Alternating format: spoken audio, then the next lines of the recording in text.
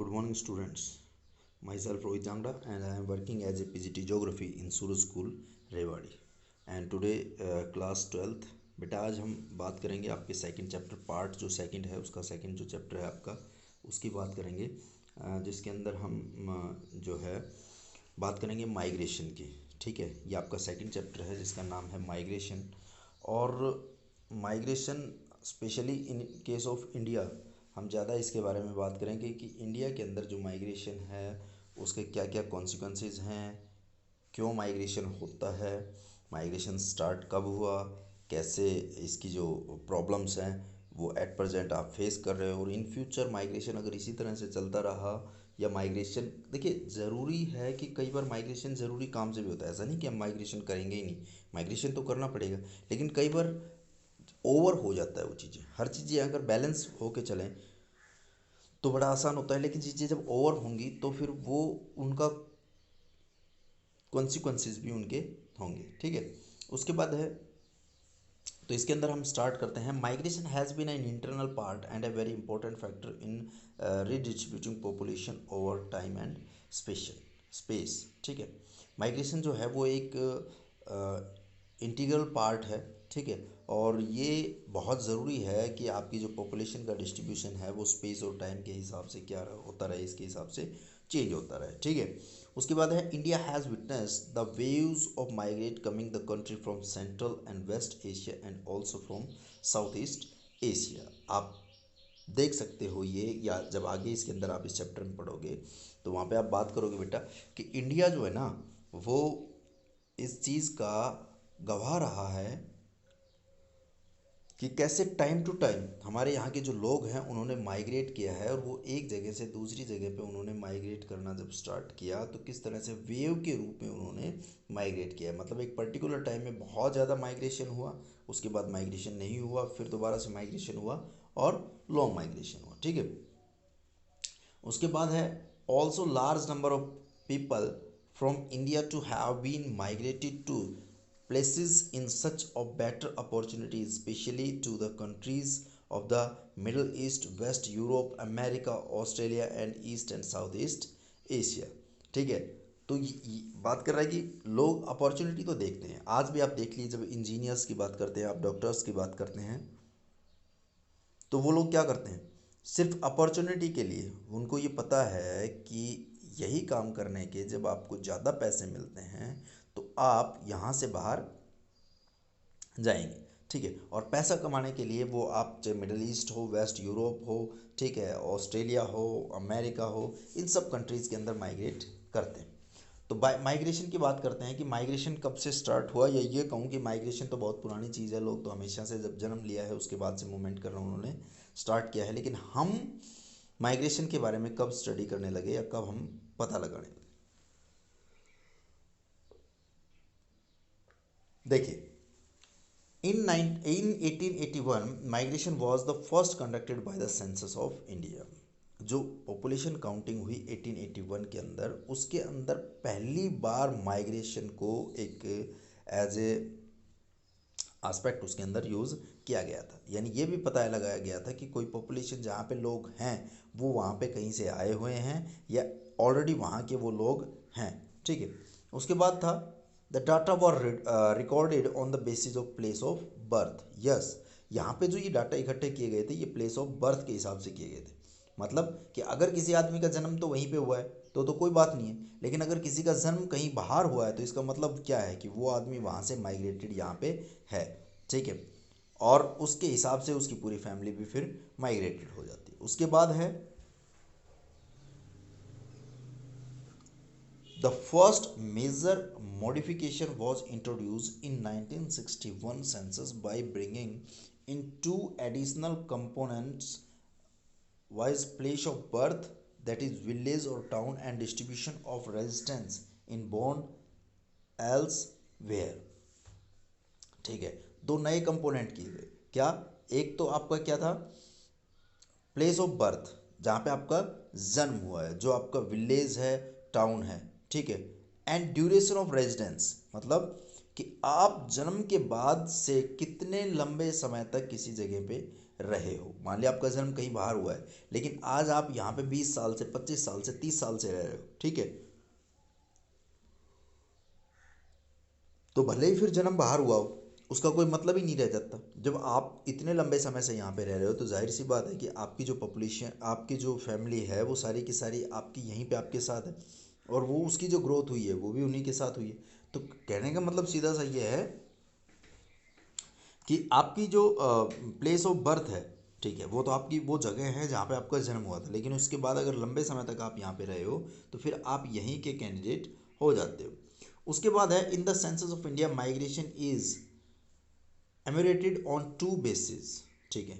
Census जो India है वो आपकी जो कैलकुलेशन करता है वो दो बेसिस के ऊपर करता है। First, place of birth. If the place of birth is different from the place of enumeration known as life time migrate, ठीक है।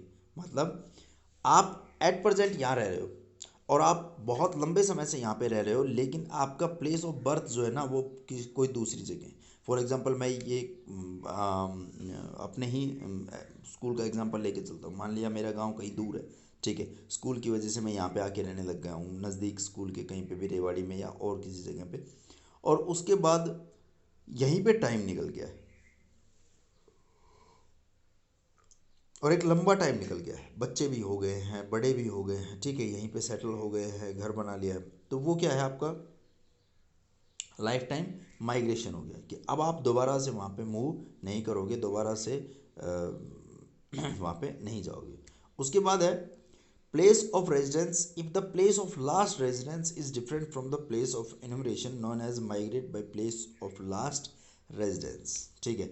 आपने लास्ट रेजिडेंस आपका वहाँ था, फॉर एग्जांपल जैसे आर्मी वाले लोग होते हैं, क्या होता है, उनका माइग्रेशन होता है उनकी पोस्टिंग के हिसाब से। अगर उनकी पोस्टिंग आई है आपकी, मान लिया वेस्ट बंगाल में, तो वहाँ पे हैं, उसके बाद वहाँ से चल के वो गुजरात आ जाए, तो 2-3 साल, 4 साल, 5 साल के बाद उनका रेजिडेंस जो है ना वो चेंज होता रहता है। उसके बाद है, इन 2001 census, out of 1029 million people in the country, 307 million, near about 30% were reported as migrants by place of birth, where in case of people of first last residence the figure was 315 million, it means 31%। तो करीबन करीबन 60% लोग जो हैं उनके migration के बारे में आप देख सकते हो। ये तो 2001 का डाटा है, ध्यान रखना, ठीक है। ये आपके 2011 का नहीं है जो आपके एग्ज़ाम में यूज़ होगा, ये 2001 का डाटा है। आप गूगल से या सेंसस से सर्च कर सकते हो कि आपका जो 2011 का जो डाटा है वो क्या कहता है इसके बारे में, ठीक है। उसके बाद है आपका स्ट्रीम ऑफ माइग्रेशन। देखिए, there are two type of migration. दो तरह का आपका माइग्रेशन होता है बेटा। पहला होता है इंटरनल माइग्रेशन। इंटरनल माइग्रेशन मतलब boundary of country, with the boundary of country, migration with in the country. सिर्फ अपने देश के अंदर माइग्रेशन जो है वो आप किसी भी तरीके, किसी भी तरफ से जब करते हो, तो वो आपका कहलाता है आपका इंटरनल माइग्रेशन। उसके बाद है आपका इंटरनेशनल माइग्रेशन। ये माइग्रेशन आपका क्या है, जो आपका एक देश से दूसरे देश के अंदर जो माइग्रेशन होता है वो आपका क्या है, इंटरनेशनल माइग्रेशन। अब बात आती है कि अंडर द इंटरनल माइग्रेशन जो है उसके 4 स्ट्रीम्स हैं, आर आइडेंटिफाइड। उसकी 4 स्ट्रीम्स जो है वो चेक की गई हैं, या उसकी 4 जो स्ट्रीम्स हैं वो मानी गई है। उसके अंदर फर्स्ट है आपका रूरल टू रूरल, ठीक है। पहला क्या है, रूरल टू रूरल। क्या है ये रूरल टू रूरल, देखिए, जब एक गांव से दूसरे गांव के अंदर आपका माइग्रेशन होता है तो वो आता है आपका रूरल टू रूरल माइग्रेशन के अंदर, ठीक है। उसके बाद है आपका rural to urban migration. India के अंदर रूरल टू अर्बन माइग्रेशन जो है वो टोटल माइग्रेशन की जब बात करते हैं ना बेटा, तो ये सबसे ज़्यादा होता है, ठीक है। क्यों? क्योंकि शहर जो है वो एम्प्लॉयमेंट के लिए, एजुकेशन के लिए, इन सब चीज़ों के लिए बहुत ज़्यादा इंपॉर्टेंट है, और यही वजह है कि यहाँ से लोग जो है वो सबसे ज़्यादा माइग्रेशन करके वहाँ पे पहुँचते हैं। उसके बाद है अर्बन टू अर्बन माइग्रेशन। ये एक शहर से दूसरे शहर के अंदर जो माइग्रेशन है वो है। उसके बाद है अर्बन टू रूरल माइग्रेशन, मतलब कि अगर शहर से कोई आदमी जो है वो गांव के अंदर आके रहने लगता है तो वो आपका है अर्बन टू रूरल माइग्रेशन। ये माइग्रेशन इंडिया के अंदर बहुत कम होता है, बहुत थोड़ा होता है। देखिए, दो चीज़ें हैं, टोटल जब माइग्रेशन की आप बात करोगे रूरल टू अर्बन, तो वो आपका होता है टोटल जो है वो इंडिया में सबसे ज़्यादा होता है। ठीक है, मतलब मैं आपसे ये पूछूं कि आपसे ये पूछा जाए, मान लिया कि भाई टोटल माइग्रेशन जो है वो किस स्ट्रीम के अंदर सबसे ज़्यादा होता है, तो वो होता है रूरल टू अर्बन टोटल, ध्यान रखना। ठीक है, जहाँ पे आपके मेल फीमेल और आपके चिल्ड्रन जो है वो सब उसके अंदर काउंट होते हैं। लेकिन अगर आपसे ये पूछ लिया जाए कि आप ये बताओ कि आपकी जो फीमेल हैं वो सबसे ज़्यादा माइग्रेशन कहाँ पे होती हैं, तो ध्यान रखना बेटा, फीमेल का जो माइग्रेशन है वो सबसे ज़्यादा आपका जो है वो रूरल टू रूरल होता है। Why? Due to the marriage, ये एक रीज़न है यहाँ पे। ठीक है, in India during 2001, out of 315 million migrants enumerated on the basis of the last residence, 98 million and changed their place of residence in the last 10 years. Out of these 81 millions were intra-state migration, मतलब एक state से दूसरे state के अंदर। Interstate migration was dominated by the female migrants. Most of these were migrants related to the marriage. Females predominated the streams of short distance rural to rural migration in both type of migration, while men predominant the rural to urban stream in interstate migration due to economic reasons. India's also experience immigration from and immigration to the neighboring countries. ये जितने भी ये points हैं, ये जो ऊपर से हम लेके और यहाँ तक हमने पढ़ना स्टार्ट किया बेटा, ये सारी की सारी जो हैं ये माइग्रेशन की आपकी कैरेक्टरिस्टिक्स हैं, मैं सीधा सा आपसे कहूँ। ठीक है, उसके अंदर लास्ट के अंदर आप आगे देखते हो, out of these 96% came from the neighboring countries Bangladesh followed by Pakistan। ये इंडिया के अंदर माइग्रेशन कि ऐसा नहीं कि हम ही दूसरे देश के अंदर आते हैं, कुछ ऐसे भी देश हैं जो माइग्रेट करके हमारे यहाँ पे आते हैं। जैसे आप देखो कि जो नेपाल है, ठीक है, नेपाल का जो आदमी है वो यहाँ पे माइग्रेशन करके रहता है। ठीक है, यानी नेपाल का जो आदमी है वो माइग्रेशन करके यहाँ पे आता है। अब नेपाल का आदमी यहाँ पे क्यों आता है? ड्यू टू द एम्प्लॉयमेंट, उसका जो काम है वो क्या है? एम्प्लॉयमेंट उसको चाहिए। ठीक है, उसके बाद अगला है आपका spatial variation of migration, according to space आपकी माइग्रेशन के अंदर किस तरह से डिफरेंस आता है, इसको करेंगे हम बेटा अगली वीडियो में। तब तक के लिए थैंक यू।